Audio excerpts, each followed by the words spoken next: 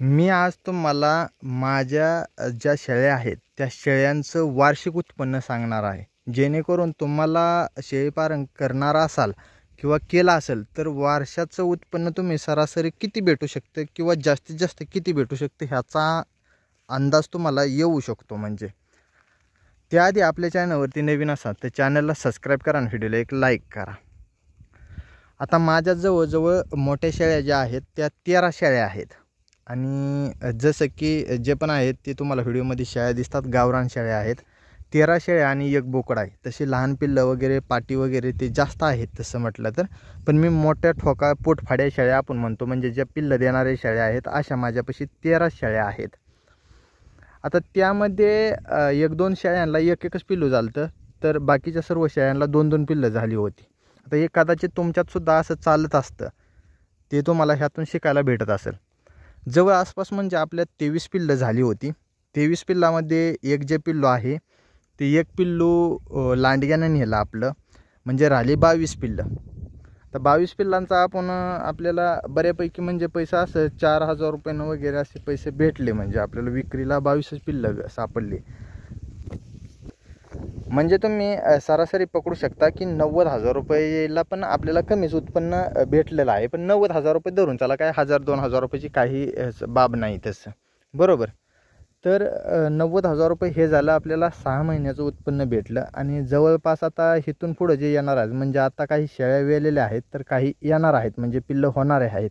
तर जवळ आसपास दिवाळीच्या आसपास आणखी आपल्याला साधारण 70-1,000 रुपये तरी 60-70,000 रुपये तर कमीत कमी भेटून जातील। म्हणजे सगळं जसं की नॉर्मल खुराकाचे वगैरे पैसे काढून, जसं की 10-20,000 रुपये 20-25,000 रुपये खुराक वगैरे औषधं ह्याचेही काढावे लागणार आहेत। तर तो सर्व खर्च जाऊन आपल्याला 60,000 रुपयाच्या आसपास म्हणजे भेटतील। म्हणजे जवळ आसपास आपल्या ज्या शेळ्या आहेत त्या शेळ्यांचं आपल्याला 1.5 लाख रुपये वर्षाचं उत्पन्न भेटल्यासारखं होईल दिवाळीपर्यंत, बरोबर। आता त्यामध्ये ज्या आपल्या 13 शेळ्या होत्या त्यातली एक शेळी असं झालं की ती मरण पावली। म्हणजे त्याचं कारण असं आहे की तिला काहीतरी चावलं, म्हणजे दंश झाला कशाचा तरी, त्यामध्ये ती मरण पावली। तर तेही कुठं ना कुठं आपलं म्हणजे जवळ आसपास तुम्ही धरू शकता की ती 14-15,000 रुपयाची एक शेळी पकडू शकता तुम्ही तसं पण, बरोबर। तर जवळ आसपास म्हणजे आपल्याला 1,35,000 रुपयाच्या आसपासचं प्रॉफिट ह्या वर्षी शेळ्यातून भेटून जाईल। आता काहींच्यात जास्त उत्पन्न असू शकतं, काहींच्यात कमी असू शकतं।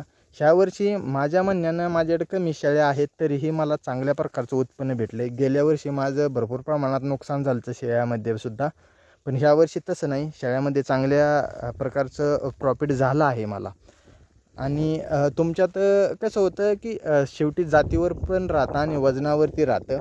तसं प्रत्येकाचं वेगवेगळं असते, कमी दिवसात काही विकतात तर काही जास्ती दिवसात विकतात, अशावर पण अवलंबून राहतं। आणि किती जरी शेळ्या चांगल्या असतील आणि रोगराई येईल तर त्यामध्ये किती जरी तुमच्या शेळ्या असतील तर ते उत्पन्न नाही देणार। म्हणजे थोड्या असतील काय जास्त असतील काय त्याचा काही फरक पडत नसतो। या चारा तुमच्यात भरपूर असेल, तुमच्यात कष्ट करण्याची तयारी असेल तर उत्पन्न हे भेटत असतं। पण जिथं आजार किंवा रोगराई येईल तिथं कोणाचंच काही चालत नाही, उत्पन्न तिथं घटत असते, म्हणजे कमी होत असते। या मग तिथं अनुभवी प्लेयर असला काही आणि न अनुभवी असला काही, फक्त जराशी न अनुभवी असल्यावर जराशी थोडा त्रास जास्त होतो। म्हणजे अनुभव असल्यावर कसं जराशी सर्व जागच्या जागेला व्यवस्थित लवकर होतं, आणि अनुभव नसेल तर कसं जराशी थोडं हे होतं। म्हणजे बाकी काही नाही, तुम्हाला ह्यातून समजलं असेल की जवळ आसपास म्हणजे 1.5 लाख रुपये उत्पन्न धरू शकता तुम्ही जर वाढीव वगैरे जर चांगली जराशी सांभाळली। ह्या बारीला आमची सांभाळणी पण वैयक्तिक माझी जर सांगायचं झालं तर एवढी काही बरोबर नव्हती,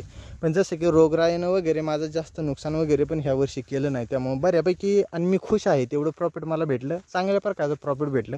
शायद माझ्याकडे 70-75 शेळ्या होत्या, त्या मानानं मला चांगलं प्रॉफिट भेटलं, कारण का 10-12-13 शेळ्या आणि हावरक्या शेळ्या आहेत माझ्या। काही अशा लई मोठ्या शेळ्या आहेत, मोठ्या शेळ्यांना तसं खाद्यही लागतं, तसा खुराकही लागतो, तसं माझ्यात काही एवढं ह्या शेळ्यांना नाही म्हणजे, आणि त्या मानानं मला प्रॉफिट चांगलं भेटलं। मेंढ्याचंही उत्पन्नाचा मी व्हिडिओ दुसरा बनवणार आहे, त्यामध्ये तुम्हाला दुसऱ्या भागामध्ये बघायला भेटेल की मेंढ्याचं उत्पन्न किती झालं आपलं, बरोबर। तर मी दिलेली माहिती ही तुम्हाला कशी वाटली कमेंट करून नक्की सांगा, आणि तुमचं सरासरी वर्षाचं उत्पन्न किती शेळ्यामध्ये किती होतं हेही कमेंट करून सांगत जावा। कुठं ना कुठं तुमच्याकडनं पण काही ना काही गोष्टी मला शिकायला भेटतात म्हणजे। धन्यवाद।